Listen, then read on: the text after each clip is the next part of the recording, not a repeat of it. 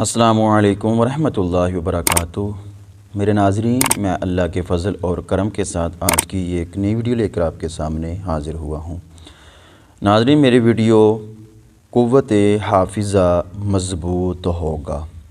انشاءاللہ تعالی یہ ویڈیو آپ مکمل دیکھیں اور یہ عمل کریں، جس کو حافظے کا مسئلہ ہے وہ انشاءاللہ تعالی دور ہو جائے گا۔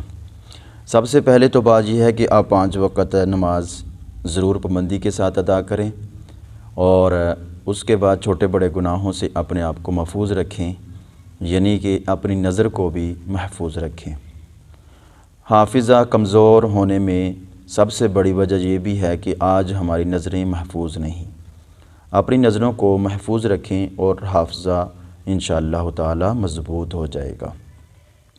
اور بد فعلی اور نظر بد سے اپنے آپ کو بچا کر رکھیں، کیونکہ یہ بہت ہی ہمارے اندر یہ بات پائی جاتی ہے کہ ہماری نظریں محفوظ نہیں۔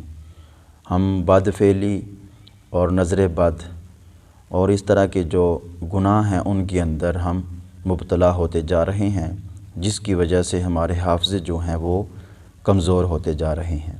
تو ناظرین، یہ بہترین اور بہت ہی کمال کا یہ وظیفہ ہے، آپ انشاءاللہ تعالی اس پر عمل کریں تو دن بدن آپ کو اس میں بہتری نظر آئے گی، یعنی کہ آپ کا جو ذہن ہے وہ پہلے سے بہتر ہوتا چلا جائے گا۔ آپ کو سبق یاد نہیں ہوتا، سکول کے اندر جو چھوٹے بچے پڑھتے ہیں، مدارس کے اندر پڑھتے ہیں، یا گھروں کے اندر جو بچے ابھی اپنی جو تعلیم کو سٹارٹ کر رہے ہیں، ان کے حافظے کا بہت مسئلہ ہے، تو یہ ان کے اوپر یہ وظیفہ کریں، انشاءاللہ تعالی بفضل خدا بچوں کے جو حافظے ہیں وہ مضبوط ہو جائیں گے۔ تو آپ نے کرنا کیا ہے، آپ نے یہ درود پڑھنا ہے، بس یہ درود کا کمال دیکھیں، انشاءاللہ تعالی حافظہ مضبوط ہوتا چلا جائے گا۔ چلیں ناظرین، اس درود کو ہم پڑھتے ہیں اور یہ بھی میں بتاتا ہوں کہ اس کو کس ٹائم پڑھنا ہے تاکہ ہمارے لیے آسانی ہو جائے۔